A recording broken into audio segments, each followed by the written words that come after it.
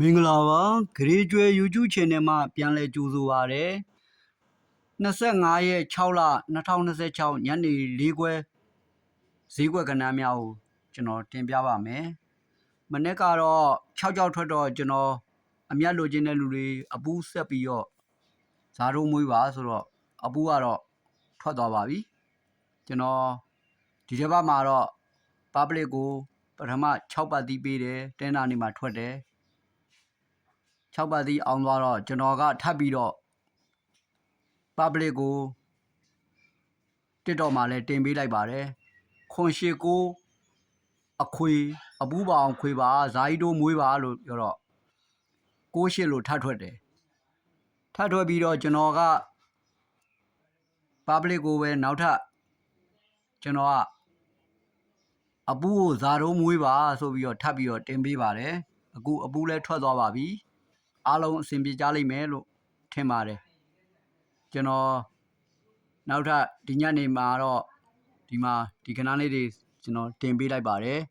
အဲ့ဒီမှာကျွန်တော်၄ချိန်စရာနဲ့ပြပါမယ်38 38အဲ့ဒီ8ကို3906က3 8ကို3သူ့ရဲ့ပါဝါနဲ့ဖြည့်တာပါ88 2က8အဲ့ဒီ8ကို86 9က3 86 4က8 88ခွန်မ3အဲ့မှာ4ခွန်ဆိုတဲ့ main တစ်ခွက်နောက်ထပ်တစ်ခွက်ကတော့ကျွန်တော်ဒီမှာအချမ်းမြင်းလေးကျွန်တော်ပြပါမယ်ဒီတင်းနာနေ့က63ည6ထိပ်ကသူ့ရဲ့နက်ခတ်က6ဆိုပြီးနောက်သွားပိတ်ပါတယ်ဒီ68က6ထိပ်ကသူ့ရဲ့နက်ခတ်6ကနောက်ပိတ်ပါတယ်ဒီ6ရဲ့နက်ခတ်က6လို့ပိတ်ပါတယ်ဒီတခါဒီမှာ6ရှိတဲ့အတွက်ကြောင့်သူ့ရဲ့နက်ခတ်ကကျွန်တော်တို့ဒီမှာ6လို့လာပြီးတော့ပိတ်ပါမယ်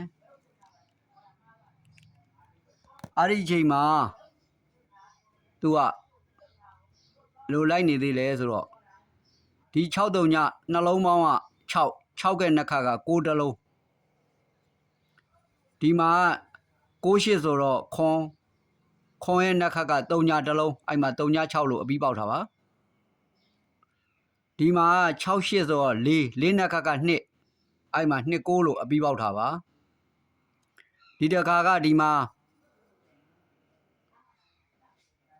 2ကနက်ခတ်4 6လို့ဒီမှာအပြီးပေါက်အောင်ပါပါ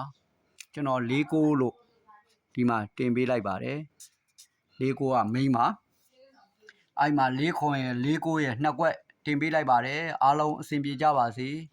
ဂရေကျွဲ YouTube Channel ကိုလည်း like and subscribe လေးနှိပ်ထားကြပါအားလုံးကျေးဇူးပါခင်ဗျာ